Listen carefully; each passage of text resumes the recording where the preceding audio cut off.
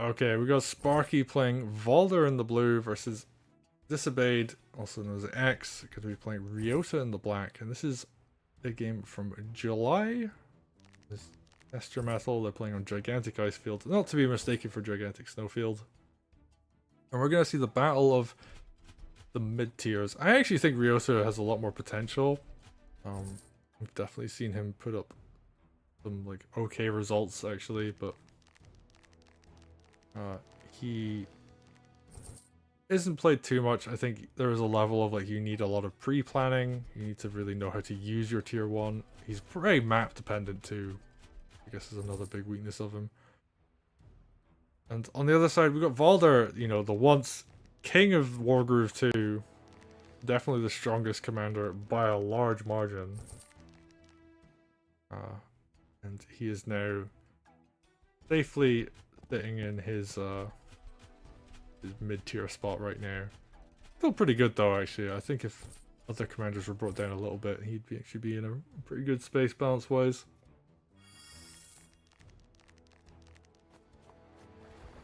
Okay, just gonna use this barge, get him forward a little bit. He's actually pretty close to having groove already, going into turn 5. We're gonna see a few more captures coming in. Ryota doesn't need a barge, he just needs to groove. There we go. He's just gonna leap out of that corner. And you know what? That's fine. He can just dash forwards. Doesn't have to waste no money on no barge. Which, I mean, Sparky's actually probably gonna get a lot of use out of this barge, but it is funny just to be like, yeah, you could do all that tech. Like that meme from Invincible, where they're like, look what they have to do to mimic a fraction of our power. He's got those barges flying in the background while Ryota's just dashing forward. Okay, and nice aggression coming out here from Disobeyed. Gonna get some hits on these swords. Back this up with a knight and another sword as well. Sparky, they're gonna have to pull back on this corner. Do not want to get their army completely wasted, and yeah, just retreats behind some buildings, retreats behind the knight. Sparky, yeah, not quite as far forwards. Their opponent is Treb Barge comes out. Thing you hear about in Legends.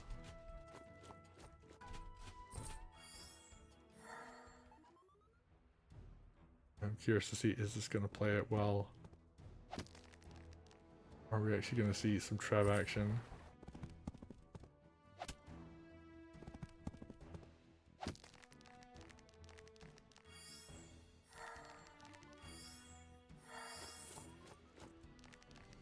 Okay, Sparky. Gonna kind of shift some stuff around, go for a bit of captures, go for a bit of heals. And the real thing I'm concentrating on is like, are we gonna see another Ryota groove? Gonna charge up real fast. Ooh, especially if he just goes for the hit on this knight. Gonna cut it down to just below half. Did take a little bit of counter attack damage, but that's fine. Nice hit, follow-up hit from the sword there. Barge with the trebuchet. Ooh, actually no, knight wasn't in range anyway, so it would have been fine. But still though, you gotta be careful. You don't want to just immediately lose your very expensive trebuchet to like one knight crit. Perish. There's people in chat having a debate as to whether it's Trebage or Barbuchet. Ooh, Ryota's gonna take some damage. Big Knight crit comes in. Is he dead? I don't think he is. I think he's fine for the moment. Yeah, that Knight's been injured. Sure, you can see like a sword hit onto Ryota, which actually might be worth it. Oh, but Sparky deciding against it. Doesn't want to sacrifice a bunch of sword health. And yeah, the sword would be vulnerable to getting killed by the opponent's swords as well, so that'd be less than ideal. Barge. Trebuchet, I should say, moving forwards, not the barge. Getting into a position to do some work. And this is a nerf trebuchet as well, so this is something to keep in mind. The trebuchet did receive a nerf. Doesn't do as much damage against buildings anymore. I believe it still one-shots villages, but with a crit anyway. But it doesn't hit hideout, or doesn't hit strongholds, sorry, for as much. And that nerf was actually fairly significant. It still will siege a building down. It will kill it over time.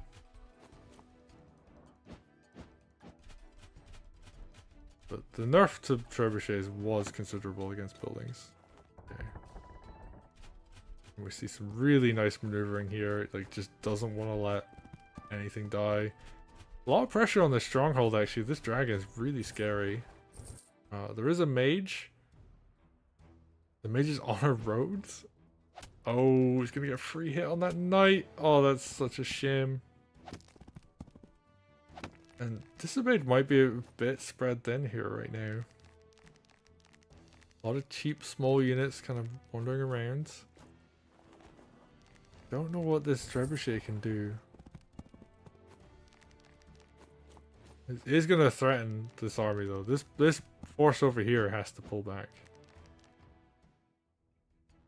But now Ryota's like, oh, I actually need to go help in the south side because I'm going to die otherwise. Ooh. Kills the knight. Dang, I did not realize that mage was going to do that much damage there. Okay, Witch is going to pull back just to ward against this dragon. And Trebuchet, yeah, just like going to zone the opponent right now. Doesn't want to do too much. Is a little bit concerned about dying. Alright, there we go. Big aggressive turn this turn. Oh, the knight's gonna go down. Oh, that's so unfortunate.